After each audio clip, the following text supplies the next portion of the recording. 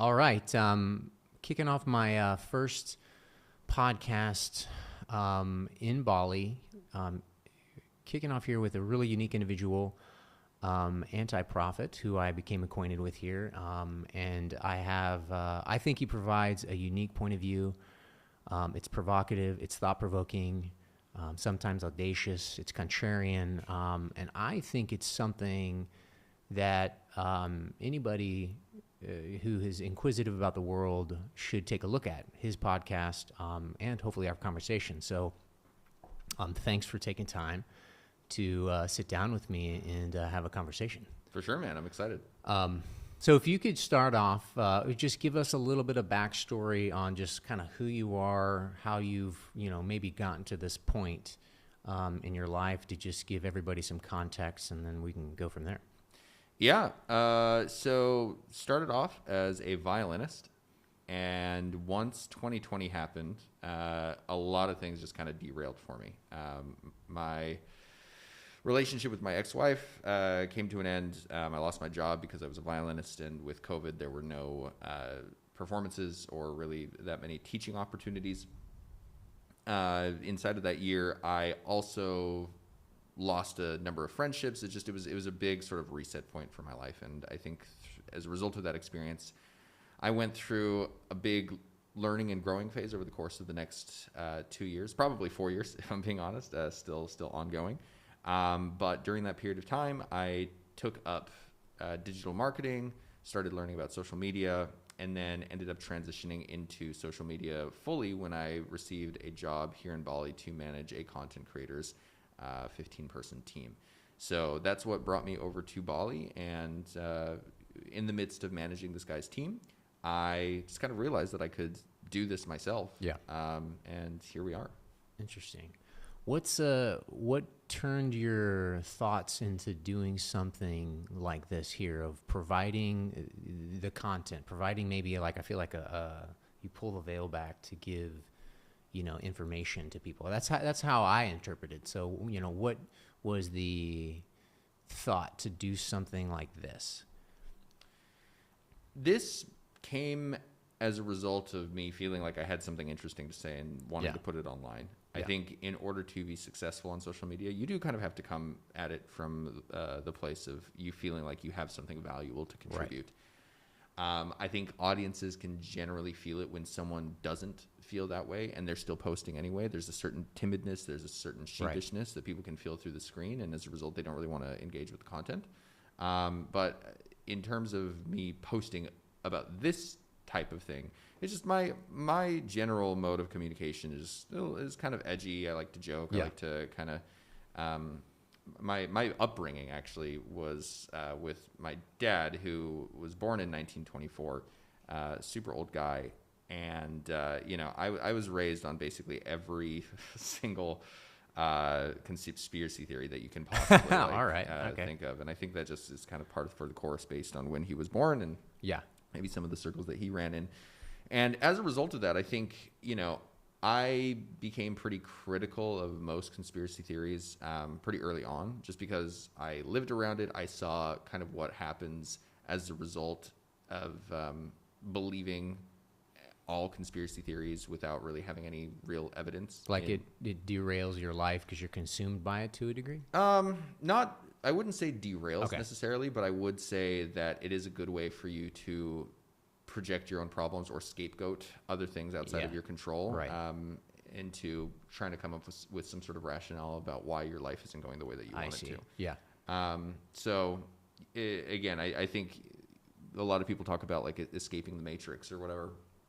I think, even if there is like this Jewish cabal of bankers that like control the world, like what are you going to do about it? Right. Well, I think it's this right here. I feel like this is having this conversation and either dispelling or, having, who is it then? Like, having that conversation, I think, dispels it or proves it one way or the other, rather than like speculating with just wild speculation. Because no, I mean, the only thing that I was going to add there is ultimately, it's really important in life to be able to identify what it is that you have control over and identify what it is that you don't have control over.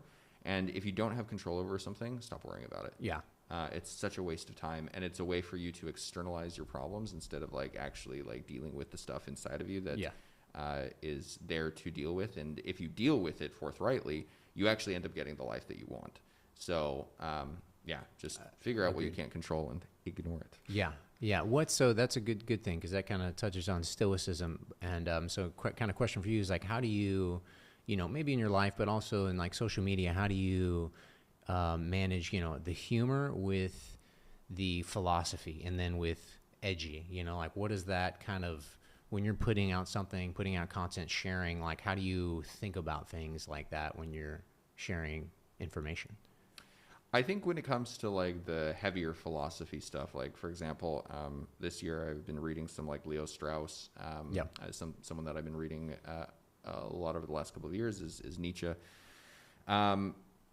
If you lead with like a really heavy Nietzschean idea and put it on social media, people are like, I don't care, and they move on. However, I think if you can kind of process the information individually and integrate it into your life in a way that is, actually practical, like it's showing up in your everyday life, it tends to seep out in just the offhanded like remarks that you make about any particular thing. Right. I would say like the Nietzschean writing that I've absorbed over the last couple of years, and even the Strauss writing that I've absorbed this year, it informs the way that I see crime in America. It informs the way that I see certain issues regarding like foreign policy. It informs certain ways that I see masculinity. And but like that being said, in terms of figuring out how to like actually frame this on social media, I don't have to like lead with like a quote from like Leo Strauss and be like, this is why this is interesting. I can just like make some bullshit remark that's like kind of funny, kind of tongue in cheek about 70 people looting a gas station in Compton, and having like that general philosophy inform where it is that I'm coming from, and people seem to pick up on that a lot easier than they do if you just lead with like the heavy quote from these people. I'd agree. What shapes your philosophical ideology? Where do you come from when you're just not even as when you're posting, but when just you? How do you like structure that in your mind? I honestly just post about whatever is interesting to me in the moment. Okay. If I happen to come across something that makes me feel anything, good or bad, I generally run with it. I have a pretty good radar for things that are valuable or interesting to people. And I know how to contextualize things in such a way that other people can then derive something of value that hopefully informs their life, or at the very least forces them to articulate to themselves why it is that they disagree with me, which I think is useful, because the more articulating we can do in around our positions and what it is that we believe about certain things, the more civil our conversations become, even in our everyday lives, because when we organize what we think about the world in here, we tend to be able to communicate that more clearly, and that leads to better conversations. More options, more ways to describe things rather than like bash, right? Like it's just I can't help it, but I want to, because I think it's important. Is like we both know who Andrew Tate is, and I feel a little icky even talking about it here, but I think he's an interesting like archetype of you could go back and kind of look at, Nietzsche and different, guys like that, where you talk about like, how does this guy get famous off basically being an online pimp? And, it's fascinating to me, because even my son knows who this is. And it's like, I don't think he's like, dang man, I'd like you to know who maybe some other people are before this gets in here. And I think that's like the balance of like social media for good or social media for bad. And I don't know exactly where I was going with that, but I just think he's a fascinating character to, be part of this collective consciousness, to seemingly have such a sway over it, where in my mind, it's like, that is like the opposite of masculinity and what men should be doing. I don't know what your take is on that. I know you've mentioned some other things, but what do you think about him and kind of that following or that idea? You talk about. I mean, you mentioned Tate and how it relates to Nietzschean philosophy, and I think Tate is probably one of the main representations that I can think of Nietzsche's statement, "God is dead." Right. When he said that, he wasn't saying it was like a positive thing. It was taking the central figure of like all of the Western canon of thinking and basically throwing it out, and now there's a vacuum that we're trying to fill it with a man. Right? With a man, but I think even more than that, I think what it is that we've filled that vacuum with, this archetype of God, we filled it with the pursuit of just like as much power as you can get here in the moment. And I think a lot of people could say that is Nietzschean in and of itself. The will to power is obviously like a central tenet of Nietzsche's teachings. But I think even more than that, at least with the will to power, this is for the purpose. I wouldn't even say that. Let me back up a little bit. So I would say that when you take out all of the moral systems relating to like Catholicism, Christianity, that kind of thing, you're left with a vacuum where you only pursue power and influence for the purpose of power and influence. There's no like greater ideology governing that.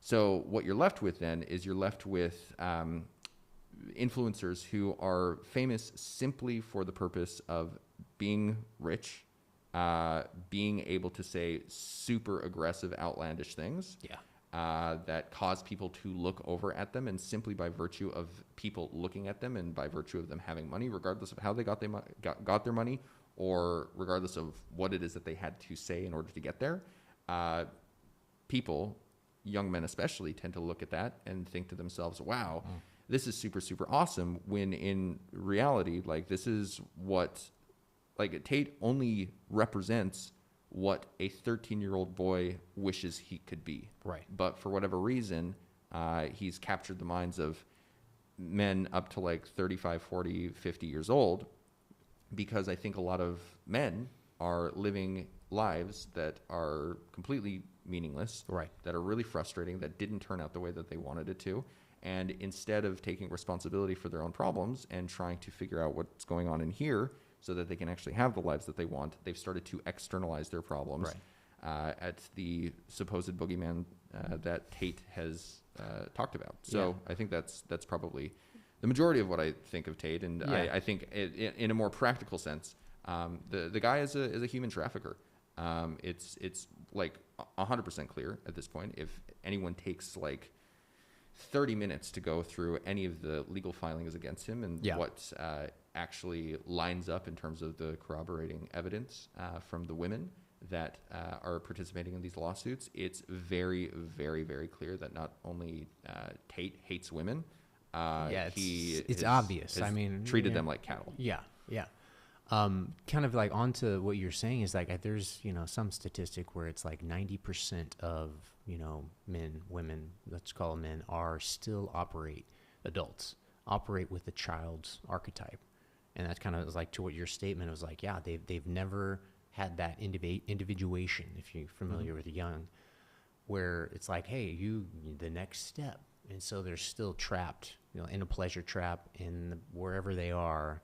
And that, and like, again, or wherever and they're suffering, and like that's it. So it's like, oh, here's my savior, here's the guy. What is he doing? Figure that out. And then it's like, you can't, and it's an unattainable way of life, right? It's like it's not sustainable, like to live like that and treat people like that. And obviously, human trafficking or do anything like that, that's not.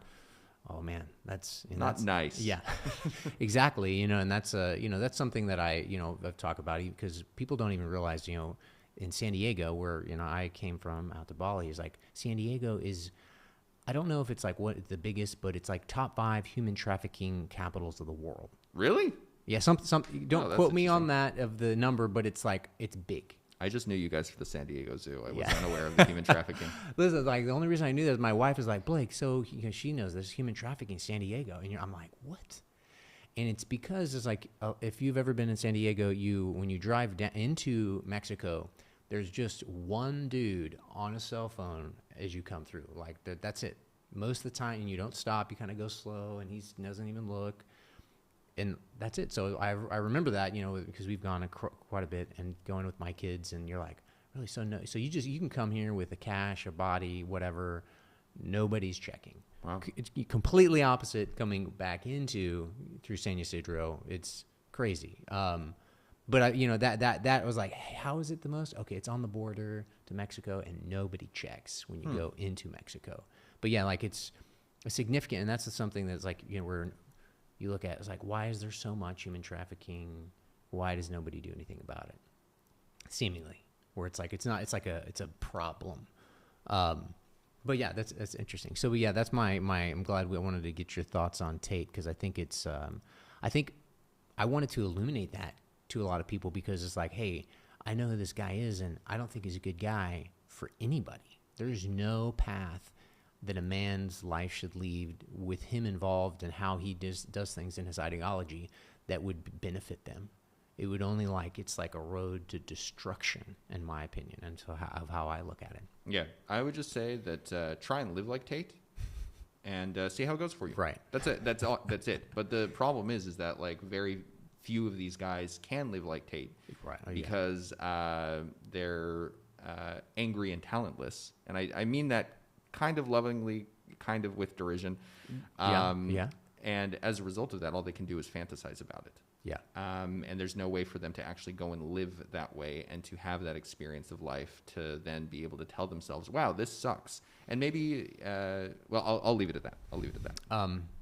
So, another, I don't know where I'd go from this. But what was I going to say? I can start beatboxing while you're coming up with the next question. Yeah, keep it going. Let's see.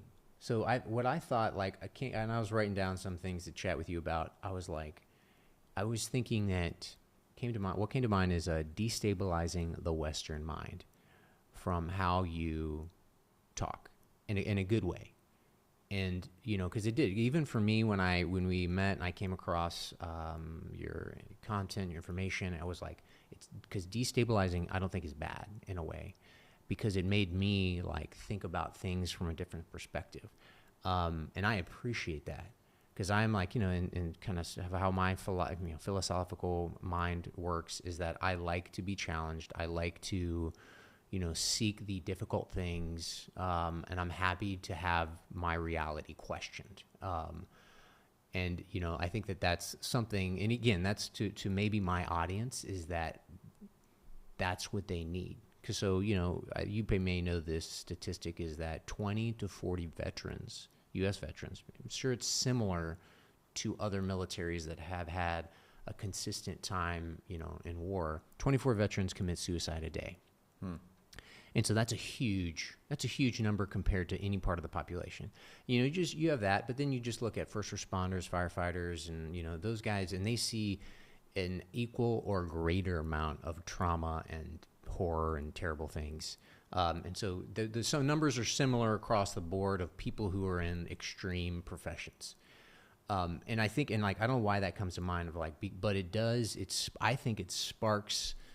And what I want this conversation to do is to spark something in their mind to be like, hey, there's a way out. There's an idea, right? And even how you're, escape the matrix, right? Because it's like I would say in some ways right now, it's like this mind virus where you don't need an umbilical attached to you. We don't I think Ghost in the Shell. If hopefully everybody's seen that. I don't know if you've seen that or not. I actually haven't. I know what it is, but I haven't seen it. So, but the anime back, maybe it was in the 80s, and they, there's this super intelligent AI got away, and then basically he's incepting, and complete new ideas into people's minds to do his bidding for him. He's a super powerful AI, and it's like, you don't need, that doesn't happen anymore. My wife was just mentioning, and I guess I'll circle back to this in a little bit. But my wife was mentioning is maybe a month ago, she was like, hey, Blake, so these young girls, women,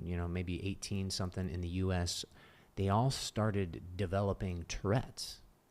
And I was like, what are you talking about? You know, and my wife's pretty legit of how she works and says things. And I'm like, yeah, Blake, so they're all on social media. They're, you know, like basically the idea was like they're all consuming incredible amount of social media. And they watching this, and then they all started having these almost like a seizure. Mm-hmm. Yeah, I saw this. Where it was like, and when in my mind, I'm like, oh, that's I'm from Elon Musk, but that's the mind virus, in my opinion. It's not good. You don't need to have the chip or be a cyborg. I don't think you don't need that. And like that, that's the woke mind virus, like taking over a mind, basically just like feeding it information. And I think that in a way is like, how do you combat that? And my is like destabilize it, so it has to like turn the inner eye inward, because that's where you're going to find answers. Again, you know, with philosophy or whatever, things like that. But yeah, that's why I guess I'm just giving you kudos, because I appreciate what you say, because I think it's a net positive. I enjoy that. I don't know if you have anything to say to that, but like I dig it. So yeah, cool. Yeah, man. I think that ultimately, in terms of sort of like breaking yourself free from, groupthink. Yeah. First of all, there's a good litmus test for this. If your opinions line up with that of celebrities or corporations, you are probably not thinking for yourself. Yeah. That's the first thing. The second thing is, in my mind, when it comes to like whether it's Tourette's or whether it's like the rising number of kids who identify as like LGBT, or whether it's Trump MAGA people on the right who are like super pumped up to vote for someone who tried to coup the government 4 years ago. I would say that regardless of where it is that you stand, you can approach what it is that you see on social media in two ways, because what you see on social media is the reason you care about any of this. For the first time in human history, some like fucking insurance guy in the middle of Topeka, Kansas has to have an opinion on what's happening in the war in Ukraine, as well as like the Uyghur concentration camps in China, as well as illegal immigration, as well as like whether or not there's a transgender like man competing in the Olympics right now. Like that's never happened before. And the only reason why anyone feels like they have to have opinions about this is because of what it is that they're consuming on social media. Yeah. So as a result of that, there are two ways that you can approach this. The first is you can become skeptical of everything and trust nothing that you see online, or you can unplug entirely. Yeah. Now, there are pros and cons to both of those strategies when it comes to becoming skeptical of everything. That can also very much become a way of you shielding yourself from the fact that you don't know what you're talking about, and it puts you in a position where you don't then have to do any real research on anything in order to come to some sort of like concrete position. You can just say, oh, well, like I just don't trust the government. And that's the end of it. Right. Okay, cool. So then like you shouldn't be allowed to vote. in my mind, that's kind of an that's extreme like one. When you're a dumb population, it can't be a democracy. Yeah, sure. And I think that's probably where like the elitist in me probably shines through is, I generally think that the majority of people don't have any business voting, but like that has nothing to do with race. That has nothing to do with like how much money they make. That has nothing to do with their sexual orientation. It has to do with whether or not they understand that we have like 3 branches of government, and they understand like the general policy of the 2 people running. If they don't, I do think that there should be, Here's a test. Can you answer these 5 multiple choice questions? Yeah. Real simple, basic, but if you can't, then... Yeah. And I don't know. I think that a notion like that being considered to be something like voter suppression is the sign of like a very, very sick culture. You were talking a little bit earlier how like being able to sort of destabilize your mind to a certain degree is a positive. I also agree, being able to kind of take a step back and see what it is that you really believe, and what it is that you maybe want to cast aside, and potentially going through a traumatic experience in your life to have to really answer those questions for yourself. That's good. However, the only situation where that type of thinking is a possibility is when you have a strong society protecting you from the barbarians at the gates outside. Because if a monk just goes and meditates in a cave by himself, there's nothing stopping the Viking coming through and cutting his head off. Like, the thing that allows the monk to sit and meditate is a strong Viking on his side to make sure that, other Vikings coming in aren't going to come and burn down his town or monastery or whatever. So I think, I don't know. All this to say is just, regardless of whether or not you are going to become skeptical of everything, or if you are simply going to unplug, I think just operating from like simple tenets of optimizing your life towards tenets of wisdom, honesty, beauty, and excellence, whatever those four things mean to you, it's going to be a lot better than participating with like the 90% of dog shit that you see online, or opting out completely by saying, I just don't trust the government, which is just a coping mechanism for you to not really have to have an opinion. Right. Yeah.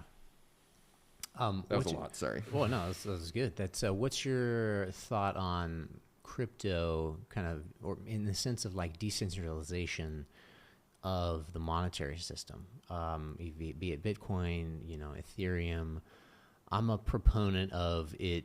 And again, to back up in context is that, I see the U.S. as, if we continue down the path of devaluation of the currency, then it seems, you see all the key indicators of like, what are the past 5,000 years of how did the empires fall and how things happen? Well, the devaluation of the currency and some other things inside, they're kind of eating themselves from the inside, policies not representing the people. So I guess my question is like, how do you see crypto playing a part in that, or do you have a thought on that? Yeah, a couple of different things. And these are somewhat new ideas that I've come across recently, so I don't know if I've fully absorbed them too much, so I don't know how I'll articulate them here. But, something that a lot of people are afraid of are CBDCs, centralized tokens issued by governments like the Federal Reserve or something like that.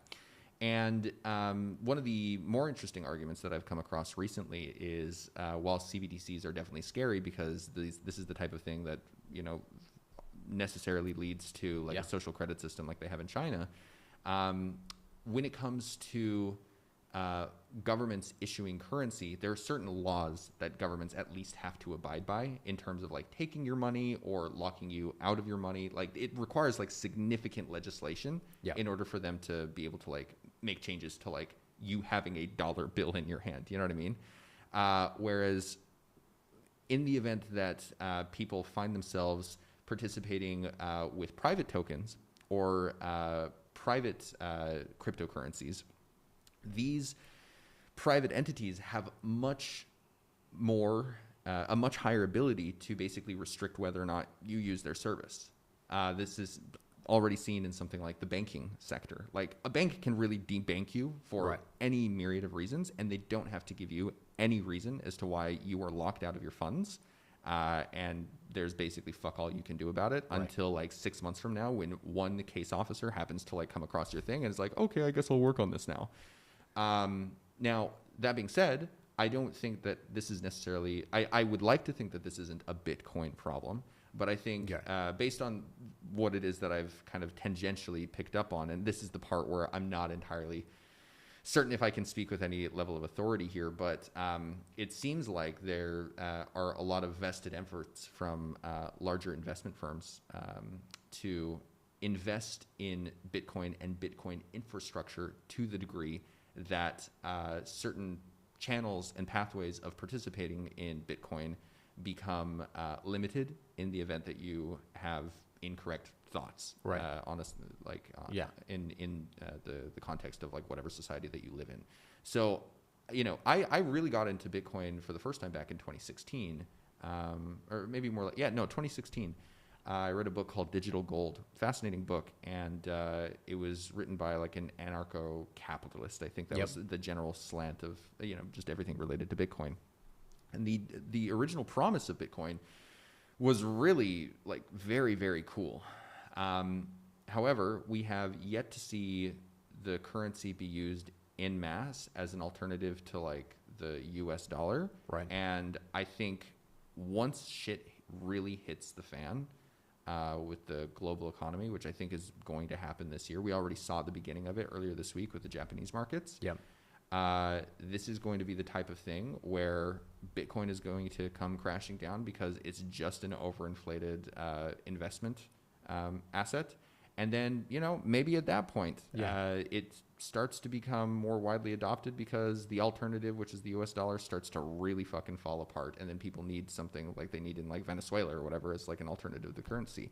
But I think like it won't be until that point that Bitcoin will be anything other than an inflated asset that people invest in. And I think the thing that I will kind of hearken to, which came at the beginning of my statement, is when it comes to CBDCs or private CBDC alternatives, I think if the American economy collapses, there are too many other private investment firms that are well positioned to provide the alternative and to provide the financial stability that people will just adopt en masse because they saw their entire fortunes like destroyed. Yeah. And then that's just going to give people, or it's going to give the private investment firms that much more control over your finances and how it is that you do business. So that's kind of a bleak view of the way things might go. Who knows? Maybe I'm just some crazy person. Maybe I've become more of my dad than I like to acknowledge. Well, then I'm going to kind of go up on that is that, to some degree is like, right, all I have and I think we have is like circumstantial, tangential evidence for, the way we think our world works. And like, I feel like you made a great, some interesting comments on Candace Owens and, how she was answering questions, bankers and this and that. And then even I thought it was really interesting of like how she framed some of her statements, and it was like, and she like, I'm forgetting exactly, but like how you made it where you're like, well, if you're saying it like that, what do you, I don't know. Like it was thought provoking in my mind in the sense that, hey, if you think that there is a cabal of Jewish bankers, like say it. And so that being said, is that, do you think this is like the collective consciousness is doing this to ourselves? Or is it, do you think there are people pulling the strings behind, or, what's your thoughts there on like a guess? Because I guess, or what do you think is happening for the continued, that we're like on a rail, we're running off the end of a railroad track. I think a lot of people see, and it's like the sputtering death cries of an economy. Maybe I want to say no, but like it's really expensive. Commit, man. It's happening. It's happening this year. So, like what's, it's like, how do you think that it gets to that? Do you think it's just that people are fucking greedy? People are in a child's archetype, basically in the entire Congress, like 90% of them are like, sociopaths and children archetypes. And there's no original thought, and they're mostly just dumb. And so it's like, is that what doing it, or is there something bigger afoot? I will say there are maybe 3 or 4 possible options. Yeah. The first is that everything is random chaos and who knows what's happening at any given point. That's option 1. Yeah. I personally don't subscribe to that. The second option is, if I was a billionaire and I had hundreds of billions, if not trillions of dollars under my control in terms of like how they were invested, I would invest considerable effort into doing whatever I could in order to make more money. If that included funding misinformation campaigns globally on both sides of the aisle, because that's further destabilized the markets to the point that we started more wars. But do you think that's an interesting thought. So how does that serve that guy?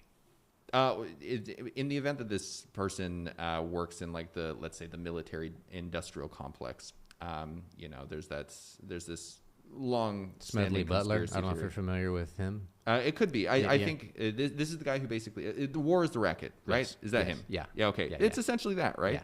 Yeah. That all wars are basically started for the purpose of making money. I don't know if that's the case.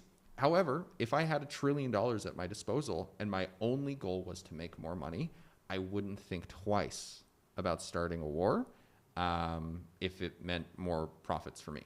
That's the second option. Yeah.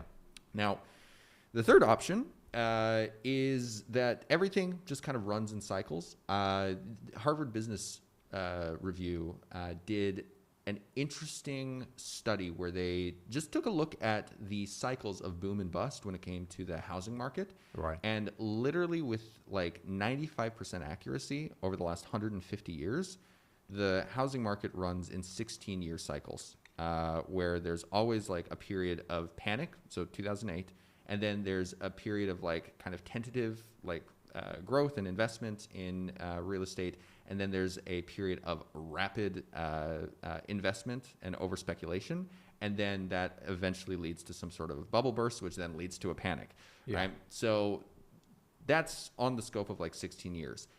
16 years ago was 2008. We are now in the year 2024, which is literally 16 years later. I've been calling this since 2019. So I'm really like, I'm not hoping that it ends up being the case, but it would be very personally gratifying. So that's the first thing. If we take a larger step back, we then start getting into, ideas like the fourth turning, that society goes through 80-year-ish cycles where, again, it's just like the seasons. There's a period of growth. There's a period of, summer, having a good time. There's a period of harvest. And then there's a period of like winter where things like basically fall apart. If we take a look at the, last 80 years ago was World War II. So we're due for another kind of like tremendous fourth turning. Now, we could take an even bigger step back and start looking at things like Carl Jung was looking at them in the context of ions, which are like 2,000-year periods or 500-year periods.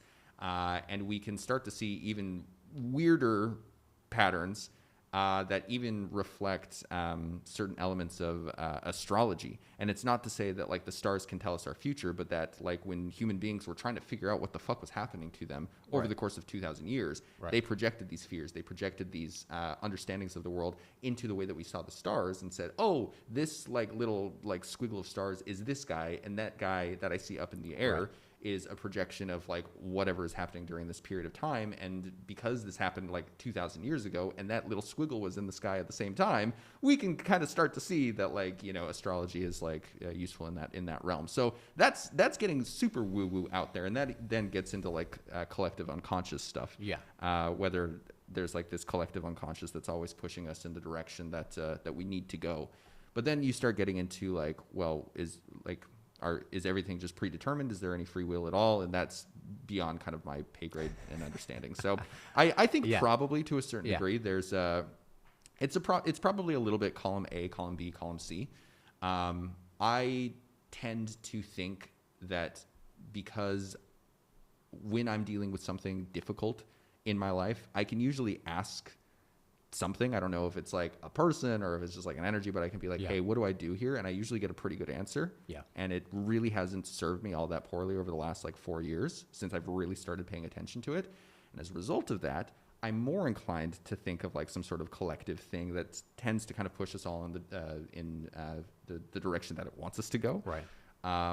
So yeah, I don't know. So do you think that, because I'm tracking that. So, my wife is a medium, so I'm perfectly familiar and comfortable with woo-woo, because that's kind of all I play with my wife. But the collective unconscious is interesting because I feel like you start to get into like quantum physics and superpositioning, and that we're all connected to some degree, and I see that in like how my wife does her job, and that there's something more to it. And I think that forgot exactly what I was going to say, but collective unconsciousness, your wife, and that there's a tie-in, like that there is something more to that, and I think it's like I kind of tend to agree with your points of like a combination of the two. There may be very greedy, powerful people in place. There's the collective consciousness, and there's a little bit of chaos and like random, and then you have. But then if you have, I think what's like, how do you raise a population up then, or awaken them out of their NPC mode, if you will, as my son would say, to get them to like awaken, to like embrace like, hey, that this life is probably suffering and you're going to have to like, it's pain. and to fucking endure it and be okay with that? How do you think we, I feel like break that cycle? Yeah. I think the most practical way of doing that is just giving people the space to even consider those questions. Mm-hmm. I think you and I don't like to use this word a lot, but I think you and I are probably in a pretty privileged position that our lives are set up in such a way where we can just kind of like fuck off to Bali when we want to. That's not something that I think most people feel like they're able to do either financially, or even if it's just like the self-constraints of whatever it is that they put on themselves. Like that's there, and it needs to be acknowledged. So I think, let's say for people who are struggling in the realms of like their own health, in the realms of like their own finances, or in the realms of like their relationships, they don't have time to think about like unplugging from the matrix. They have time to think about taking care of their mentally ill wife who abuses them. They have time to think about paying the next set of bills, and getting a little bit more caught up on their credit card debt. And they have time to think about the fact that they were just diagnosed with like type 2 diabetes. If those things aren't in place, you do not have the time to actually think about like ways to unplug. The hierarchy of needs. Yeah, I feel like that's part of that. Yeah. So I think the first step is giving people the tools to create relationships that fill them up rather than drain them, to get their physical health under control as much as they can, and then to just develop like the most basic fundamental like budgetary structures on like a monthly basis. And then from there you have a little bit more bandwidth to like actually start considering the world and considering your life. What's your thought on longevity? So I've heard some interesting thoughts, like if you live to be, I'm 42, you live to be 80, like you're like, hey, 50, 80% escape velocity, where you can live to be 150 or something like that. Or there's like, there's a guy, Aubrey de Grey. I don't know if you've ever heard of him, Ray Kurzweil, but they've kind of talked about like that side of things. I don't know. Do you have any thoughts on there? No, I don't even know entirely what we're talking about. It's longevity. So just like the idea of living long. So basically, I probably should have given you more context. So basically, once you're just chatting about health, and then, so basically the idea of living forever, the pursuit of that, kind of look at Jeff Bezos, and there's some other Silicon Valley, like transhumanism kind of thing. Yeah. Mm-hmm. So yes, I should probably preference that with that question, but I guess living forever and the thought of that. Because I think from, you have a pretty philosophical background. You've studied a lot of different philosophers, and for most of them that I've studied, like that's never the goal. It's never part of what they're seeking. Because I think that in some ways, that being said, what are your thoughts on transhumanism, living forever? On a personal level, I think it would be really fucking cool. And the only reason I say that is because I like doing things. I like the idea of continuing to do things. And the idea of coming to a place in my life where I no longer do things is terrifying. It's truly, truly terrifying. About 2 weeks ago, I went and got a colonoscopy. And with that process, they give you like a happy drug. To begin with. And then after that, like when you really don't kind of understand what's going on, you don't remember after the fact, they give you the medicine that kind of puts you out. And going into this procedure, it's been a while since I've done anesthesia. The last time I did it was when I got my wisdom teeth out, which was about 10 years ago at this point. Right. And the going into this was really, really kind of scary for me, because like this is the closest thing that you can really experience to death, like while you're still alive. It's just like this period where you have things done to you physically that you have you'll never remember. I'm familiar, but yeah. Yeah, exactly. It's wild. Yeah. And the idea of potentially going into that state of mind and then never coming out again, you would have no clue that like that was going to be like the last thing that you saw going into it. Which is wild, and that's actually really upsetting to me when I think about it. Why? Pause there. So my thought is like I have kind of think from a Hindu or Zen philosophy that this is just a big cosmic game of cat and mouse or hide and seek. Because what else would if like in the sense of like we're all gods, and it's like what would gods be doing if they knew everything? They could figure everything out, omniscient, omnipresent. They would want a surprise. And then you'd find they find themselves sitting, at this table, across from each other. And like, that's kind of like my thought. I think not exactly, but I was like, oh, that's interesting. So what do you say to that? Just in terms of like surprise being like the best way to keep like life interesting. Yeah, well, I feel like you're in the sense that you said, we're just keep doing things, right? You're like you're constantly looking for. I feel like I was like, oh, you looked interesting in person. Let's chat. Let's have a podcast. I'm keep doing things because I love to do it. But I feel like in the bigger sense, it's just that's what fucking life is. That's just like even when we do die. Then it's like, do you think maybe we just awake from like that virtual reality that was like, oh, that was great, dude, like. Yeah, so it's like that would be great. If that was the case, I would be very, very happy. Though I think the way that I generally try and live my life is as if there's nothing coming after this. And memento mori. I mean, I think that's the exactly. So it's just the idea that you're not really looking to be like a good person in order to like get like kudos in like the afterlife or anything. It's just that you have the time here now to kind of put your efforts towards, and as a result, like what else are you gonna do besides like try and better things for the people who come after you? To then kind of answer your question on maybe on a more philosophical level regarding whether or not I would want to be like a transhuman, which on a personal level it would be great because I would not have to worry about that general anxiety. However, I also acknowledge the fact that progress does not come without death. I think even as something as fundamental as like going out into a field and looking at a flower, you look at a flower, you generally think of life.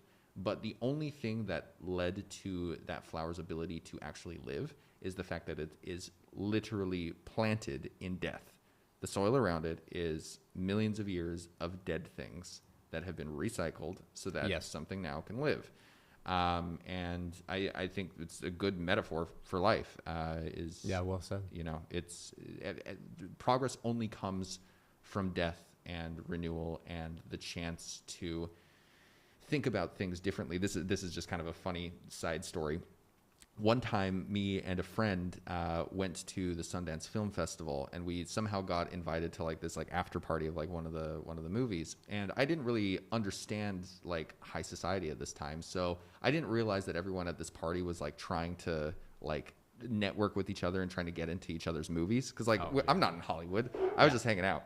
But my friend and I met these two really like hot chicks, and they were talking about like a science fiction movie that they had like recently been, and they were like obviously trying to like hobnob with us, thinking that we were like directors. And I was like, oh no, I'm actually just a violinist from like Salt Lake City. And they like became very clear that like the level of interest that they had in my friend and I went lower. But him and I were quite drunk at the time, so I was like, my friend and I have been talking about like a science fiction movie that we want to make for like years, which is like this idea that like everyone starts to live forever, but then society becomes stratified to the point that like nothing ever like improves, nothing changes, because in order for change to actually happen, like the previous generation needs to die off, but because of like no one's ever died, nothing ever happens. And these girls are just like, okay.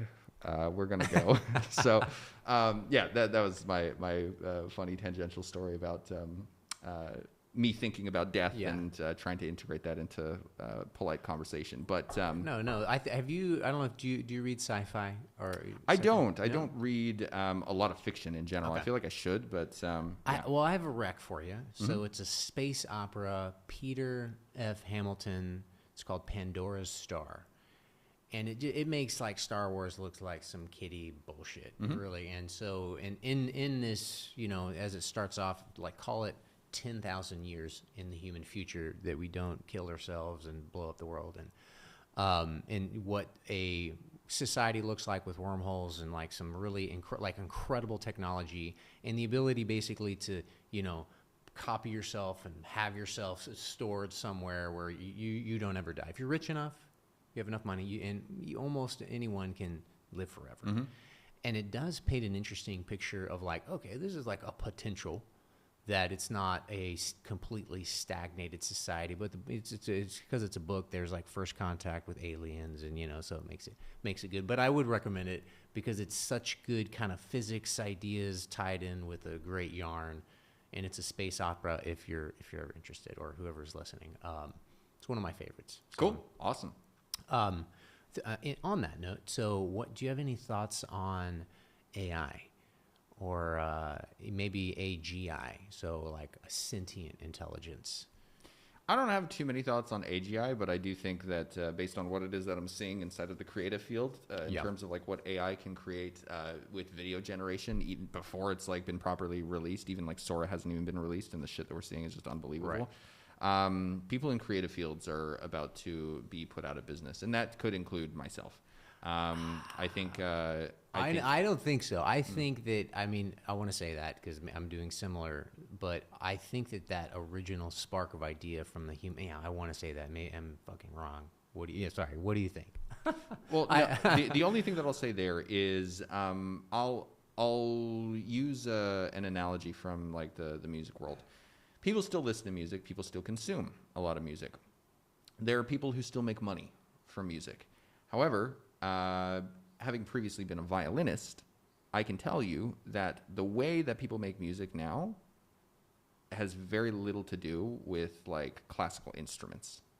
Most of the time, classical instruments are modeled using digital synthesizers and digital like sound processors. So the reason I bring this up is because for the creative people who are used to creating art using traditional tools, the time for them to continue having a successful career if they don't adopt the new tools is coming very close to an end. Right. That's what I would say. I would say that there are plenty of creative people who will be able to utilize AI in such a way where they simply have that as another brush in their toolkit, in their brush, right. painting set. Oh, yeah. But, then you get into the question of AGI and whether or not, artificial intelligence ends up creating just better art than we could even possibly, like, imagine. And, again, that one I honestly just haven't done a lot of thinking of. I think if we have an AGI, it would be scary, and then I would have to think more about it. Yeah. Well, I think it's interesting, and I'm hopeful, like in the book Pandora's Star, there is the SI, and it's this, AI that became sentient, right? Could take over, do everything, and it was like, hey, I'm gonna pull out of society, go through a wormhole, and I'll help you occasionally, like this sentient God almost. But I was like, all right, and I always think of that now compared to Skynet and Elon Musk saying like, hey, AI comes sentient, it's just gonna murder everybody. I'm like, okay, well, maybe garbage in, garbage out AI, AGI would do that if it's like malicious, but I want to feel like there's to be a little more positive and be like, maybe there's a chance. Maybe it'll just kill Bill Gates. I don't know. Get rid of him. I just saw this, but, all right, well, I've got some questions for you, so we can kind of hit this and riff on some of these. So I had I asked my son, since he was familiar with you before I was. So I had to ask him. And so he came across something. You mentioned a question about raising children. And my thought was, let's say, I know you have, whatever your relationship is like. So when you have children, let's say in the next year, how would you raise them? Oh, I don't know. That's a hard one, man. Yeah. I just don't know the first thing about having kids, and I think the idea of having kids is like kind of scary for me. It's not scary for me to the point that I don't want them. Yeah. But yeah, that would be crazy. I think, again, I say this sort of on a practical level. It's just like, I think I know how I would raise them, but I'm sure like 20 years ago, you probably had an idea of like how you would raise your kids, and that has turned out to be maybe different. I don't know. It's more difficult. It's difficult, but it's good. It's rewarding. Most difficult, I think, it's to make it a priority. But this isn't a question for me. I was like, I want to think, because like I think you have the tools to do it, and it's about like suffering and enduring. And I think and that's back to you. Is like this is my son's question, and it was supposed to be a good one, but But, you know, like, how do you think about, like, children, of, like, shielding them, you know, with social media and this access to information? Oh, I see. You know what I mean? Yeah, like, yeah. What do you think? Sure. Yeah, my children will not have social media Right. until age 18. And honestly, Yeah. I think just like alcohol to a certain degree, like you shouldn't be fucking with this stuff until your brain is fully developed at like Yeah. the age of 26. Yeah. I think that being said, something that I would be open to, I don't even know if this would be the case because this would be me commodifying my child. But like, I do think that the ability to learn how to be interesting and to gain likes and to gain like a social following, like that's like a really powerful thing to be able to do. Sure. And I think if like I had like a team managing like my child's social media and like their job was to simply just be creative and it's like documented, then cool. But even then, that's like getting into like really dicey territory of like whether or not I want to like commodify my child. And well, I mean, I get it. And I think my perspective is like, my children get that they're like, you know, they're working, and that I want to surround myself with people that are rare and unique, reciprocatory, like they operate with love and compassion. You know, that being said, but if they meet Buddha along the road, they kill him. I don't know if you're familiar with that. I don't know if I mentioned that before. Well, you just talked about killing Buddha. Yeah, I was like, okay. No. So my point is, and I think you represent that well, is like, so Buddha would never say that he's Buddha. Uh-huh. It'd only be a charlatan that would say it. And okay. It's a fallacy. Okay. And so I think that's like Lao Tzu or something. Don't quote me on that, but some Eastern Zen philosopher said that. And I'm like, oh yeah, I like that. Cause I think that's important to have that masculinity, right? But it's all, you pull it back. Well, yeah, I digress, but thank you for the answer. Yes. All right. What's your favorite book and why? Ooh, favorite book. I am thinking of doing a breakdown of 3 books for my students that I work with now inside of one of my programs. The first is called CPTSD from Surviving to Thriving. The next one is called Beyond Good and Evil by Nietzsche. And then the third one is Ion by Carl Jung. I think these are probably 3 of the most transformative books that have had the biggest enduring impact on me. I think it would be too long of an answer for me to go into why each one was as impactful as they were. So I'd say probably that in the realm of nonfiction. In the realm of fiction, I read a book probably 15 years ago at this point called The Terror by Dan Simmons. It's like this Arctic expedition where they go to try and like traverse the Arctic. Right. Is this the true? It's based on the true story, okay, gotcha. but it's a fictionalized version.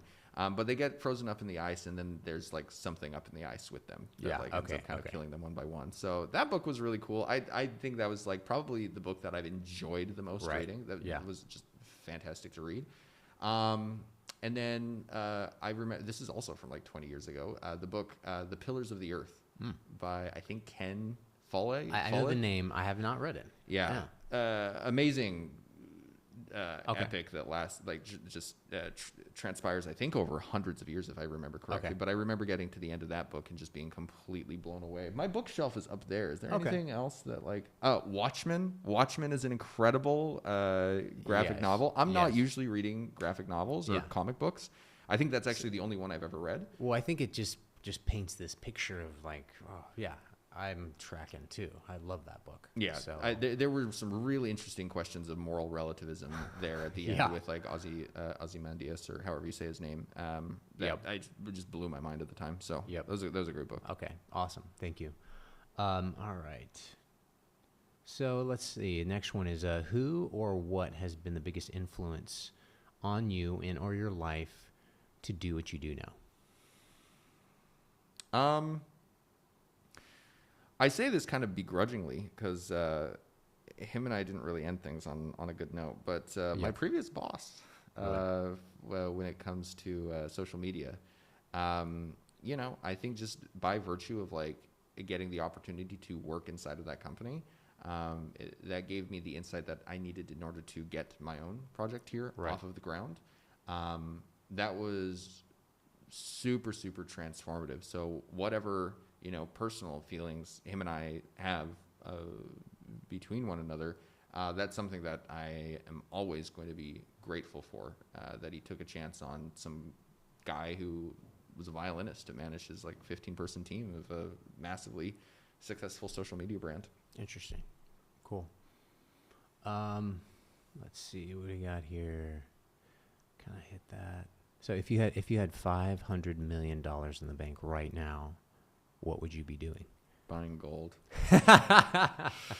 Yeah, I don't know. That's so the maybe rephrase of like you just have like unlimited money, like you don't have to worry about ever working to make money ever again. If that was never a question or issue for you, sure. What would you be doing? Okay, yeah, that's a more fun question. All right.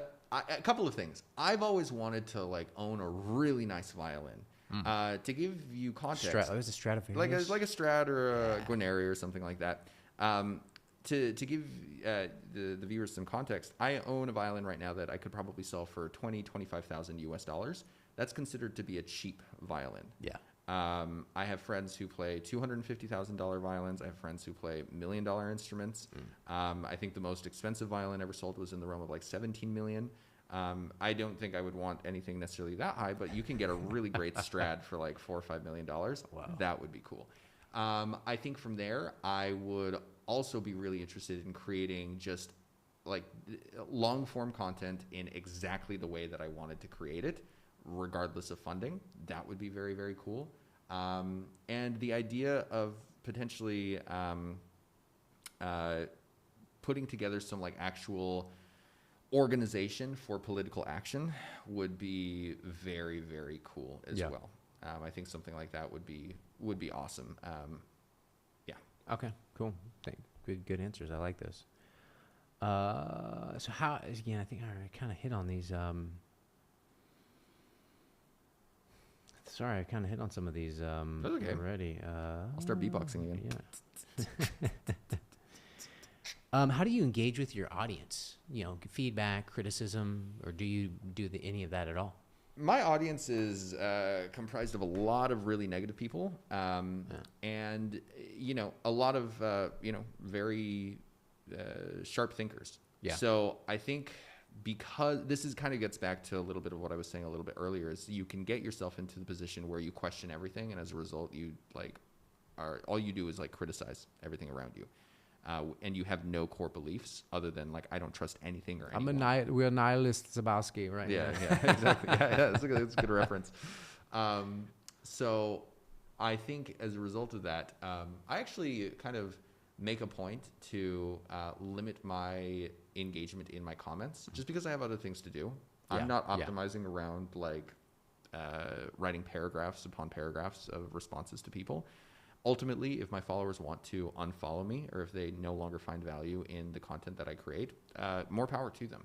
I'm not here to tell them how to think. I'm not even necessarily here to make them feel good or to create content so that they continue to stick around. That's not what it is that I optimize for in my business or my life. So that being said, just like anyone, I mean, it's hard to get onto your social media and just see like a barrage of just like all of the reasons why like you're controlled opposition or you're a Jew or you're part of the Matrix or you're like an abuser of women or something like that. It's just I don't know, regardless of how strong your internal like boundaries are, that kind of thing takes a toll. And again, at a certain point, you have to kind of make a decision about whether or not you're going to engage with the rabble or if you're just going to continue doing your own thing. And I choose to do the latter. Okay, cool. I like that because I think when the other question which I asked earlier were basically like, how do you decide what to post? And what came to mind for me, and you're just like, whatever makes me feel, like what I'm feeling. And that's kind of the idea of like in Zen, direct pointing, where you're like, you have it, like you see something or you read something, you're like, it's coming out, and there it goes. Yeah. And I'm like, to me, I feel like that's the highest self operating, right? I'm not operating to be evil or bad. It's just like, that's what's coming out. All right. Well, I mean, I'm pretty satisfied, man. Do you have any things that I missed or I should have asked or any other interesting things that you've come across lately? I mean, what do you got? You could have asked me where I got my hair done. I was offended that you didn't ask that. I mean, did you make this? This? Your No. mouse? I got this from an online retailer. Okay. I would kill myself if I had to create something like this. This looks painstaking to create. Yeah.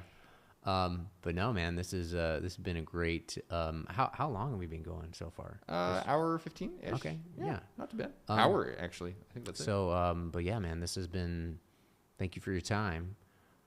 This was awesome. I appreciate it. This is everything I thought it would be. All right. Awesome. Well, hopefully in the positive. This was fun. Yeah, Thanks this for was having me awesome, on, man. Thank you. Have a great.